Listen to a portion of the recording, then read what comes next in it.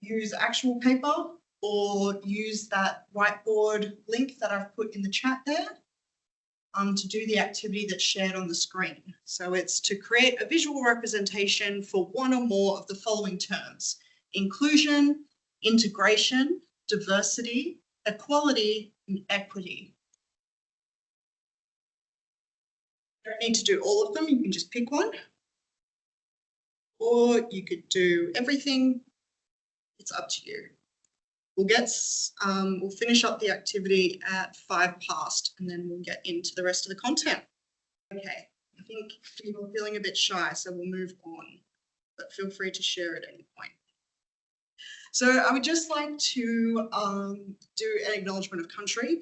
If you've attended one of my workshops before, you know that I don't like to read a set script because I feel that connecting to country is something that we can do in our day-to-day lives and something that's an important way for us to connect with culture. So we can do it in our own way. Some of us might like to read literature. Some of us might like to connect with colleagues or communities or groups, or some might just like to get out and touch the ground and really feel how beautiful our country is. So I would just like to acknowledge and pay respects to the Aboriginal and Torres Strait Islander people that have lived and thrived for a long time before us white people came, and want to thank them for being the custodians of such a beautiful country. If you'd like to share in the chat where you are connecting from today, if you're online, that would be lovely. But otherwise, we will go on. The picture here is just of the last time I needed to touch the ground and disconnect. So it's just a spot in the Blue Mountains, literally on the side of a road. It is incredible. Okay. So today we're going to have a look at some definitions of the things we looked at. We're going to have a quick talk about universal design for learning, and then we're going to use that to guide some strategies that we'll look at for engagement, representation, and action expression. And those are the 3 pillars of universal design. But the way that we're going to do that is that we have examples from teaching staff across UNSW that are built into this, that have been shared in other workshops that I've co-presented. And so then you'll be able to go and watch the recordings. So I'll give you a taste of some good strategies, and then you can go and hear more from the horse's mouth, so to say. Okay. So we have some examples here. You were right on the money. As soon as I saw the circle, I was like, ah. So you can see for us, and this is adapted from Dr. Shelley Moore. She used this in a keynote address. But if we look at inclusion, so we can see the general cookie cutter learner is there in yellow, and then we've got a few colourful dots within the group. We then have exclusion. So the yellow dots are in the middle, with the others outside. Segregation is putting a group together but keeping them away from the main group. And then we have integration, where you've got a group of people together but they're within the larger community. So can anyone tell me, is there a time within university where we would want to have any of these? Any of these terms and ways of organising people? Is there a space for all of them? Some of them? When would you use various different types?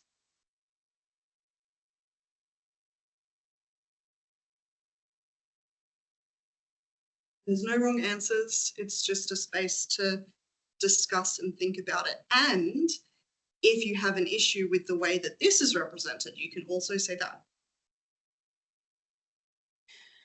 I'm Melanie, and I'm in the AGSM executive education area, and I'm just thinking out loud for sometimes in our sort of courses, particularly the face-to-face environment, that whilst it's great, I think we've focus on inclusion, but sometimes potentially if you have English with second language participants, it might be useful to do some form of integration within that environment, just from a practical viewpoint, to ensure that the learning experience for everyone is elevated. Yeah, excellent. And that's exactly right. Like generally we want to aim for inclusion, but occasionally integration does have its place. Like if we think about, I mean, it's O Week right now, and for us in the Commons, there are so many students walking by. We've got organisations and ARC and everything. And then, so there are some, like there is a Pacifica student community here at UNSW. And that's an example of integration in that there is a community within the wider organisation, but it is only for people from the Pacifica community. So that's a good example of integration because that's a way that people can connect with each other within the safety of the larger institution. So that's a positive thing.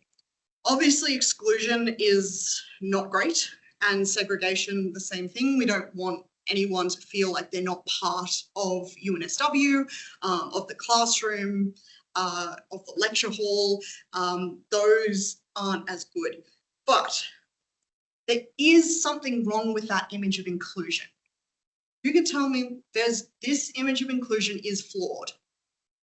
And who can tell me why and how it's flawed?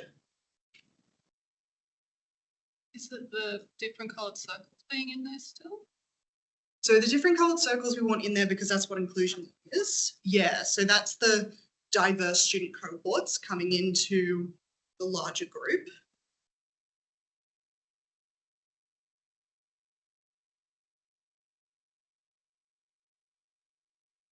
That you're assuming that all of the circles are the same in the inclusion, like each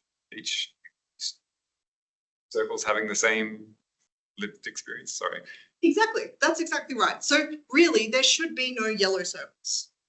Really, the diversity is, and I mean, if I really wanted to do this properly, they could all be different shapes, but this took forever just to do different colours. So we're going to settle with the circles. But this is a better image of diversity because there is no cookie cutter student. We, of course, have students that have traditionally had educational advantage within education and higher education, but they come to us with a wealth of experience, their own perceptions of education, of university, of everything else. So really, when we're talking about inclusion and diversity, this is a better representation because all of our students are individuals with strengths and areas that they need developed. And so really, inclusion is a big mix of people, and we're bringing those strengths and those individualities into the classroom or lab, or, you know, I'll say classroom, but I mean any teaching environment. And we use those things to enhance the learning community. Okay, so let's say this was an assessment. You gave students an audio file and said, answer the question in the audio file. What impact did the Industrial Revolution have on public education? Did everyone hear that really clearly? Very clear what the assignment is asking us to do. Of course, we wouldn't normally do this. There are multiple things wrong with that. One is that the audio quality is terrible. And I purposely put my TV on actually no, I got a YouTube clip with white noise on to make that because it took me a few tries to get a terrible audio recording. But you can't hear me clearly. I was mumbling, there's background noise. And so there's all these things that create a barrier for us to be able to understand what the question is that they need to answer in an assessment. And of course, we would never do this. But imagine if this was the standard, because we have very traditional assessment platforms like the essay and the exam, invigilated exams, for example. And I'm not saying there isn't a place for them, but we often need to think about it from a different perspective. because for some of our students, an essay is just as inaccessible as this audio file. And it might be hard for us to imagine that, especially as academics. A lot of us probably wrote a lot of essays when we were in university. We probably write journal articles now. But it's something that without supports, students would have difficulty. There are students that would have as much difficulty with that as you might have with this terrible audio. And I just have that picture in the background is students in a classroom in the Industrial Revolution, because that's where public education started, was getting everyone the same set of skills so they could all go work in warehouses, which, you know, then leads into higher education, because a lot of educational practices have come from those standardized education. Woo! So what I forgot to add was my little thing there, but that's an example of equality. Everyone gets the same thing. That's what equality is that everyone gets the same thing regardless of your needs. That is equality. Now, equity is where we have multiple different formats so people can engage in the way that they feel most comfortable with or have a greater strength with. So we might give them an audio file. We might also write a question and have it like a written format. Or we might have a video where we're explaining how to do the assessment. Those are three ways that you could make an assessment more accessible for a student, is give them options. You might record a little podcast explaining how the assessment works, what the assessment question is. Are there scaffolds and things that will support the student? You might just have it written out classic assessment style. You've got your assessment brief, you've got a rubric, and then you might have a video talking about it, showing things on the screen, doing a screen share at the same time. Now, while that is more work for you, it will help more of your students be able to understand and engage with the assessment. And generally, if we front load our work like that, you're generally going to get less questions, less students running into trouble, because you've kind of answered things before it's even come forward. And then you're also hitting those students that are too shy or too self-conscious to ask those questions, especially for students from equity cohorts. We've got quite a bit of research to show that they often don't want to ask the question because they have a big sense of imposter syndrome and believe that they should be able to know how to do everything. And so they often won't ask their teacher how to fix something or how do I do this assessment. So I mentioned equity cohorts there. And something that I'm sure many of you are aware of is lived experience is invaluable. If you are someone that has come from a regional or remote background, when you are teaching, you are probably going to integrate examples from regional or remote communities, for example. You're going to be aware of those things. So, but what can you do if you don't relate to it, to any equity cohorts? If you're neurotypical, so neurotypical is anyone that is not neurodivergent, and neurodivergent is people with ADHD, autism, dyslexia, dysgraphia. There's quite a few on that list. It's basically that your brain works in a different way to the general population. Our other equity cohorts that we have are students from a low SES background who may have come from educationally disadvantaged schools. There are students that I taught years ago that they came in year 10 to a selective online high school, and they had never done homework in their life in year 10. They had never written an essay, and they had never had a qualified maths or science teacher. And this was a student that was tested to be gifted. But because of that situation, they required a lot of supports to get them to a point where they could attend university. And even then, there would be big gaps. We have students students with disabilities. We have students from rural and remote areas. Aboriginal and Torres Strait Islander students, women in, I always forget how to say this one. It's women in non-dominant fields. So things like science, engineering, maths, where it's mostly male dominated.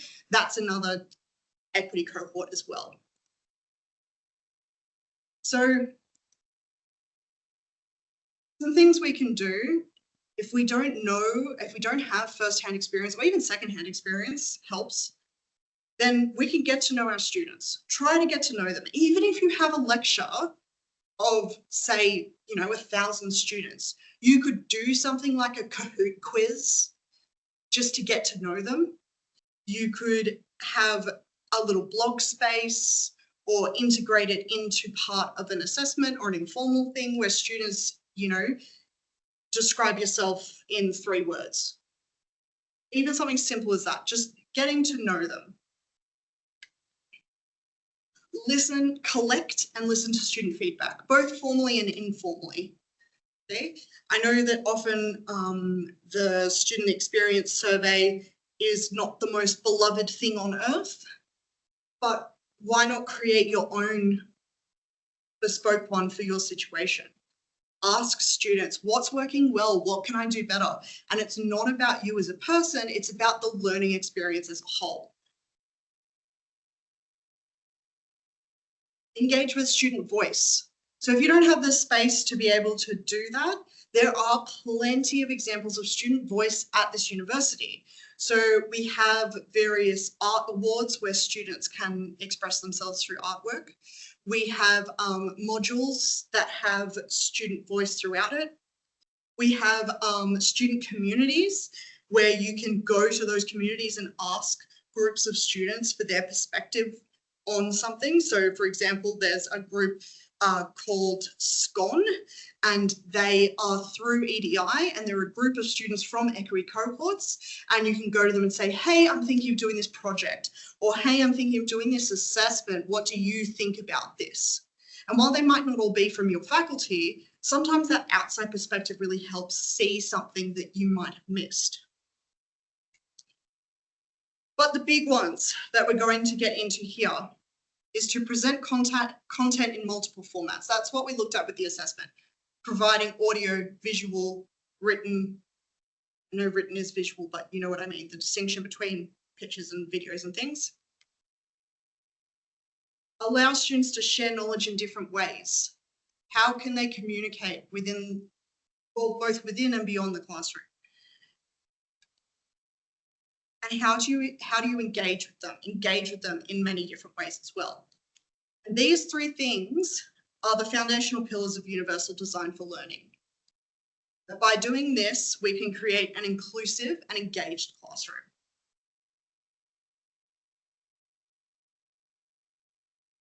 So if you haven't heard of universal design for learning before, it is something that has its roots in architecture. Actually. So in architecture, they had universal design, which was basically that you build something with modifications that help lots of people, and they're simple. An example of this is a curb cut. So how we have the little dip in the curb, originally designed for people with wheelchairs, but then they realized that mothers with strollers benefit, people that might be on crutches benefit. If you've got a whole bunch of shopping, like there's various things, we're just not having to do that step. It's safer, less people trip. And then there's all these groups of people that they didn't even realize all benefited from it. And that's what universal design for learning is. It's about building your teaching, learning, the way that you interact with students, and doing it in a way that helps lots of students all at once. It's about teaching for diversity, teaching for inclusion. And it falls into these 3 pillars. Now they got pictures of brains because the amount of research that is done into this is a heavily researched and proven method to improve education. And it did start within schools, but increasingly over the last 5-10 years is more in universities now as well. Now, as we go through the next slides, I want you to remember this big thing. Make sure you keep it in your head the whole time we're doing this presentation. +1. I am not telling you to do absolutely everything in this presentation because that would be insane and unrealistic. You need to be able to protect yourselves as educators, protect your well-being. And so it is unrealistic for you to look at this and go, I'm going to implement everything. I'm going to give it all a go all at once because I want to be the best teacher that I can be, and I'm going to do it right now. Because you're human, and that is not possible. Also, it makes it very hard to judge how successful a strategy is if you're doing 5 strategies at once, then you don't know which one is having impact. So just in terms of your reflection and self-improvement. So when we say +1, it's up to you, the frequency of that one new strategy that you're trying.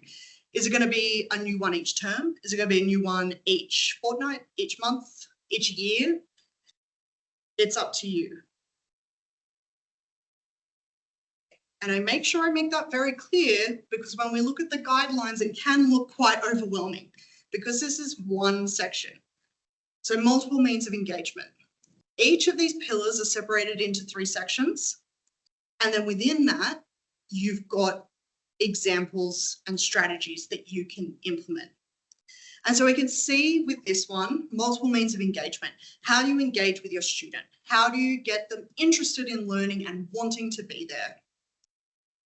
So some examples that they have is fostering belonging and community, optimizing challenge and support. So you can see here, it's not about making things easier for students. It never is. Learning is only effective and engaging when it's challenging. If something's too easy, we switch off. Nurture joy and play. You might think in a university there is no space for that, but that is not true. You can integrate those things within a university setting. So here are some examples of multiple means of engagement. This is an example from Rita, who is actually on this call, I believe. I saw her name pop up. So this example is providing student feedback to improve teaching. So actively going out and asking students for feedback, but also when there is an assessment, providing feedback to students as well. And there's two things that Rita goes through in detail in the recording for this, which you'll be able to watch later. So one is creating a video where you can go through and say, thank you so much everyone for your feedback on my teaching. Here are the things that I'm going to do. Here is how I'm going to action your feedback. Here are the things that I can't do for whatever reason. So if there's things like bring chocolate to every class, you can explain to them that you don't get as well paid as they think you do, for example. So that's a way that you can share how you were actioning feedback, and then that models to students that they should action their feedback too. And then you can also do it for an assessment to say, here are some big things that we saw across the cohort. So it might be that everyone focused a bit too much on the introduction, as a random example. There's examples from Melanie White. She includes a statement of inclusion in Moodle. She also sends out emails to students with ELPs, Equitable Learning Plans. And you can see here that what it does is it sets a stage for belonging in the classroom. It shows the students that you value these things, this is what you expect, and it makes it very clear how to contact her and how she will respond if you're asking about things of this nature. It just helps them to know, okay, this teaching staff is actively reaching out to tell us how important this is, and that will help students feel a bit more comfortable reaching out.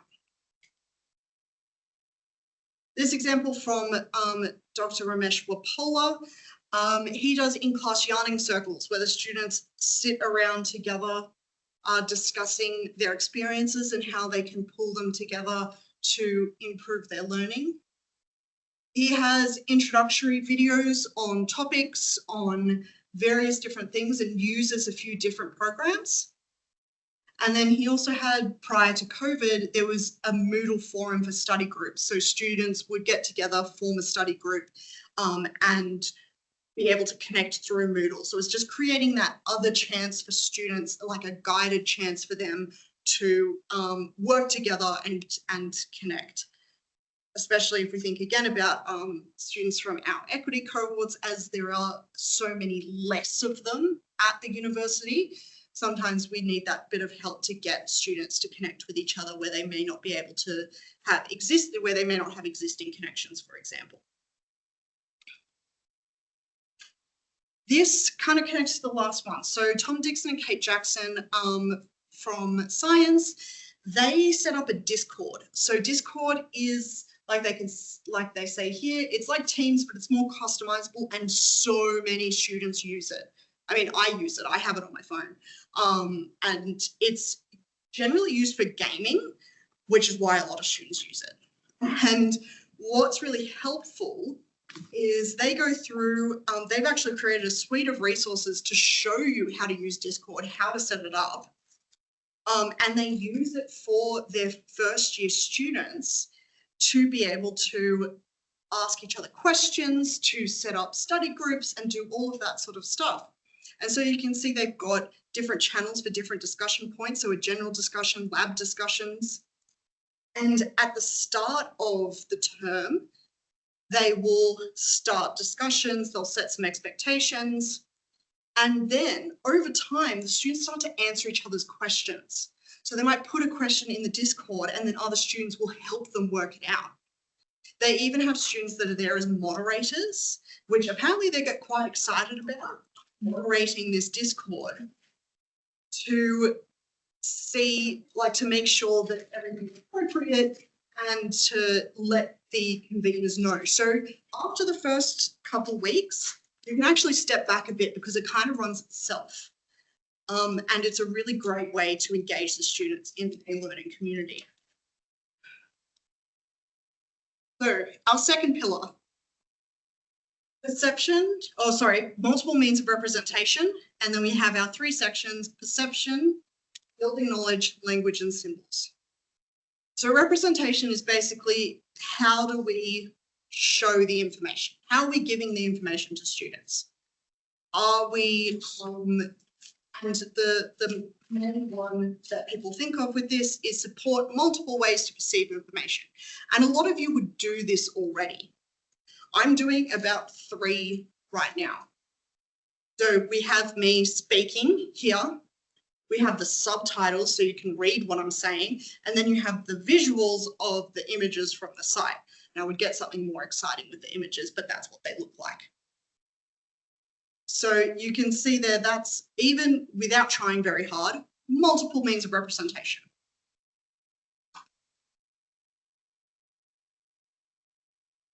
So Associate Professor Rebecca Labard, her big thing is quality lecture recordings, which is so valuable because for students, particularly neurodiverse students, sometimes you can't process everything within a lecture at once. And by having quality lecture recordings, students can go back, they can rewatch things, and you can see that Rebecca always, something that she finds really important is to have a lapel mic. So whenever she's doing a lecture, she tries to have a lapel mic. And you can see we've got from her, it's not about your voice, but it's about other people's ears. So it's not, I have a loud voice, they should be able to hear me. It's about, well, someone may need to use, might have a hearing loop. We might need to use hearing loop, but even beyond that, the question of can you hear me doesn't really work, because how do you know they can't hear you? Exactly, like how can they hear you asking if they can hear you? And I said it earlier in this workshop, but I knew I had subtitles. So if you couldn't hear me, you could at least see the typing, and I typed it in the chat too. And the reason why I don't have a lapel mic is because the room mic here is really good, but often that's not always the case. This is quite a new building. And she got lots of great feedback on this as well. So again, a really simple, easy to do. Just click record when you start, wear a microphone. This one, so you can see, choose 3 of the following to meet the learning outcomes in the way that you learn best. So this provides students with various options to learn the concepts with this topic. They've got a website they can look at. They've got a podcast they can listen to. There are standards that they can go into. There are modules as well. So the student can really go in and just choose what keeps them engaged. They can learn about the concepts and they're not sitting there doing something that I did a lot when I was in university. Every time I read a paragraph, I get an M&M. And I am definitely a lot bigger than I was when I was at university. Not that that's the whole thing, but so, you know, they can engage in the way that they want and the way that they learn best. Then we move on to the last pillar, action and expression. So we have options for interaction, options for strategy development, and options for expression and communication. So this is all about building tools for students to be able to show what they know and apply that in other settings. There's those executive functioning skills. It's not just, so this is assessments, this is them submitting assessments, but it's also those informal things, asking them questions in class, whether that's online, face-to-face, they've typed it, they've said it, whatever it is. You have that. But then it's also how do they reflect on feedback and use it to set goals? How can they respond in both formal and informal ways? So Katrina Blazik is a big advocate for something called TILT. So it's transparency in learning and teaching. And this is an example of one of her assessments. A big part of TILT is that you are making your choices and decisions transparent. So students understand the why, because we often can engage with something better if we know the why of it. Why are we doing this assessment? Which I'm sure we've heard. You know, why do I have to do it like this? Why? And so you can see here, we've highlighted that the fundamental objective of this design is to use the assessment to drive better, deeper, and more sustainable learning via enabling you to identify your strengths and weaknesses and target areas that need work. But you can see she's showing very clearly this is what we want out of the assessment. This is why we've designed the assessment this way, because this format facilitates these things. It's making things nice and clear. So, sorry, things there from the last presentation. So this is Michelle Madigan's. She uses online whiteboards for lots of different things. So you can see as an example there, she has a picture of an eye and uses it to be able to draw and explain something with the image right there. So it's a great way for them to engage rather than look at the textbook on page 83 and there's a, you know, you can actually see it there. You also have places where the students can communicate with each other. So she often has a whiteboard up before the class starts. And so the students can just draw, just do whatever they want on it, really. And it's just a chance for them to connect and to be a bit informal. And here, so Dr. Geraldine Townend, this presentation was about supporting twice exceptional students. So that's students that are both neurodiverse and gifted. But these strategies actually help everyone. So you can see she's got a suggested template for an assessment. She has examples of the assessment. For assessment 2, it's, again, a suggested template. And there's 2 different examples for students to have a look at. So it's giving them a chance to see what should this look like. And particularly for our students, and particularly for neurodiverse students, even if they are in their 4th year, if they're master's students, part of the executive functioning that are difficulties that people that are neurodiverse experience is that they may have trouble understanding how to structure an assessment, even if they've done a bunch of the same type of assessment before, because it's different, because it's now a different course and that's a different teacher and this is a different. So even though they might have written an essay 1,000 times, don't assume that they don't need those examples and scaffolds, because you might have different expectations and this topic might be written completely differently. So that's a great thing to do, is can you give them a template? Can you give them examples? After looking at all of those things, I'm just going to remind you one more time, don't try to do everything. Try one new thing. The image that's in the background is part of an art award that I ran last year, where students represented their experience as a UNSW student through art, or actually through any creative means. So we actually had a student design an app, another student did a live performance with violin and piano. She composed it. It was incredible. Anyway, the reason I'm telling you about this is because this is some student voice that you can engage with.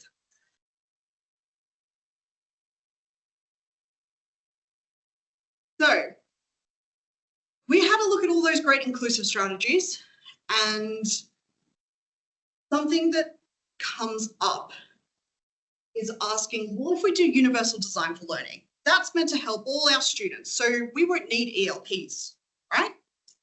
But that's not the case. If the entire university was implementing UDL effectively, we could probably reduce the amount of ELPs, but they wouldn't be gone completely, because students have different levels of needs, particularly when we think about disability. So a student that has chronic hearing loss suddenly can't hear everything because you're doing UDL, for example. That's an extreme example, but so we do want to strive to have an inclusive and universally designed learning environment, but that doesn't take away the need for ELPs. And that's something that you're encouraged to chat to the team. So the team with Equitable Learning Services, they are happy to engage with the discussion about how things could be done really well. So those, the two people that did the Discord, Tom and Kate, the other thing they talk about in that presentation is they do flex labs, which was something that they worked with ELS to develop that supports a lot of students. And so that's just something to remember. But UDL is still great because you're hitting that 80% of your class. You're still supporting and you're reducing barriers even for students that may need other supports. You're still reducing some of the other barriers they may experience. That's something I think I haven't said very clearly. When we think about inclusion and inclusive teaching, we're not making things easier, which I have mentioned, but we are reducing barriers to access, because the barriers to accessing education are sometimes systemic, sometimes it's because of the way things are set up, and it's not the student's fault. If they can't access the learning, it's because it hasn't been made accessible. And there are some things we can't change. We are a higher education institute, especially UNSW being quite research heavy. There are some things that we just can't change. But there are lots of things we can do to reduce many barriers that don't need to be there. Okay, so I know I've been talking your head off. So what I've got now is some time for you to have a look at some resources. So we have the recordings of all of the examples that I've given you today, and I'll put these links in the chat as well. We have some UDL guidelines, so by UNSW. There's also a website on UDL from UNSW with a module that you can do. And then we have the student voice artwork. Both the inclusive teaching, actually, I think the inclusive teaching recordings will take you to YouTube, but the student voice artwork is on a SharePoint site, which then has a bunch of other resources too. So I'm going to give you some time. If you want, you can share in the chat. If there was something new that you learned, is there a strategy that you discovered that you want to try? Take a bit of a moment to have a think about that. If you want to share it in the chat, you can. And we also have some upcoming workshops. So we have one on the benefits of group assessments and convincing students of that with James Bedford and Will Skates Francis. They are absolutely brilliant and I highly recommend. We have the ELS team talking about equitable learning plans, and they're demystifying the whole process and how they work. Again, I highly recommend all of these. They're part of this series. So yeah, that's run by Rachel Katsuri and Shelley Odawan. And then we also have the Inclusive Reboot, Redesigning Courses with UDL 3.0. So that's run by the team from Diversified, which is a neurodiversity community here at UNSW, which is made up of both students and staff. And so they're diving into the UDL guidelines in more detail. So if you do, if this interests you, if this is your first introduction to UDL and you'd like to learn more, that would be a great space to learn more. And they're specifically looking at redesigning your course using it. I'll put all of these links in the chat later, but if you could please give me feedback on this workshop. I run on feedback. I would really appreciate it.